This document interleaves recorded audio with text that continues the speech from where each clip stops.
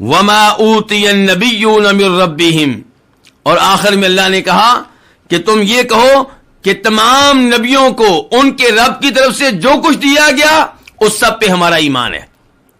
تو یہ کیا ہوا؟ عطف العام علی الخاص۔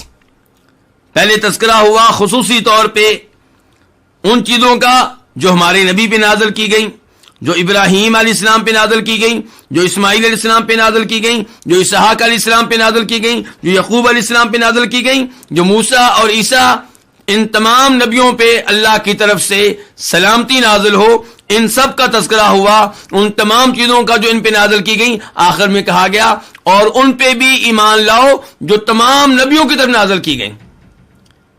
تو اس کا مطلب یہ ہے کہ عطف العام علی الخاص ہے۔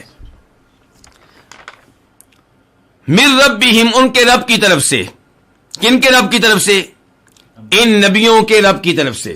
ہمارا ایمان ہے ان تمام چیزوں پہ جو ان نبیوں کو دی گئی ان کے رب کی طرف سے۔ یہاں پہ ربوبیت خاصہ کا تذکرہ ہے۔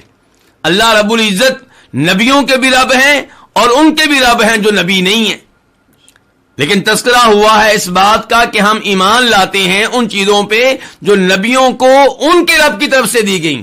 تو یہ ربوبیت خاصہ ہے۔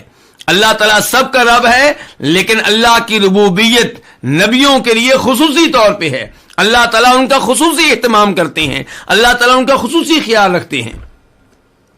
اس کے بعد فرمایا لا نفرق بین احد منہم، کہ ہم فرق نہیں ڈالتے ان میں سے کسی کے درمیان۔ ان میں سے، کن میں سے؟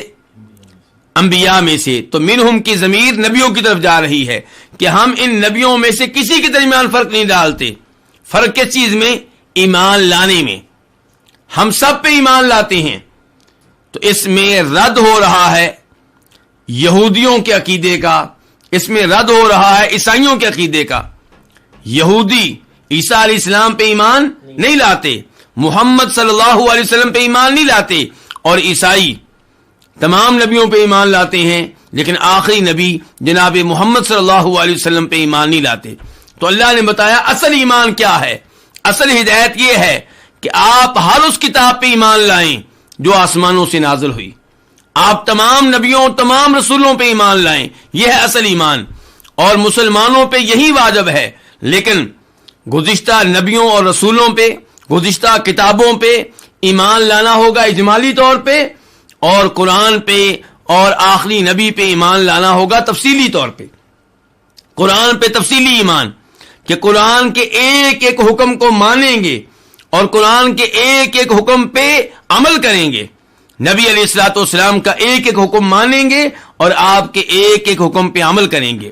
جہاں تک تعلق ہے ان انبیاء کرام علیہ الصلوۃ والسلام کا جو گزر چکے، تو ان پہ اجمالی طور پہ ایمان لایا جائے گا، ان کی کتابوں پہ اجمالی طور پہ ایمان لایا جائے گا، تفصیلی طور پہ نہیں۔ کیوں؟ کیونکہ ان کی کتب اور ان کی شریعتیں کینسل ہو چکی، منسوخ ہو چکی۔ ویسے بھی پہلے نبی کسی خاص قوم کی طرف آتے، جبکہ آخری نبی تمام دنیا کے لیے آئے ہیں اور قیامت تک کے لیے آئے ہیں۔ اس لیے آپ کی شریعت نے گزشتہ شریعتوں کو منسوخ کر دیا ہے، کینسل کر دیا ہے۔